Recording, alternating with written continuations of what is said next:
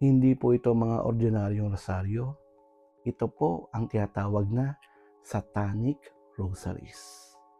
Ito ay ipinakalat ng mga grupo ng Satanista noong 1980s hanggang ngayon upang guluhin ang pananampalatayang Katoliko at ang pagdarasal ng Santo Rosario. Paano mo ba malalaman kung satanic ang rosary mo o hindi? Kadalasan ay gawa ito sa plastic, ang bawat kanto ay may sinag ng araw, ang likod ng imahe ay puro tinik, ang krus ay napupuluputan ng ahas at wala ang inri sa ibabaw ng krus.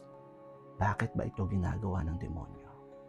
Ayon sa isang kwento ng isang kilalang exorcist, nang minsan nagpapalaya siya ng demonyo at habang nagdarasal ng Santo Rosario, nakiusap at nanginginig ang demonyo na itigil na ang pagdarasal ng Rosario. Sana po nakatulong sa inyo. Hanggang sa muli, Brother Paul po. God bless.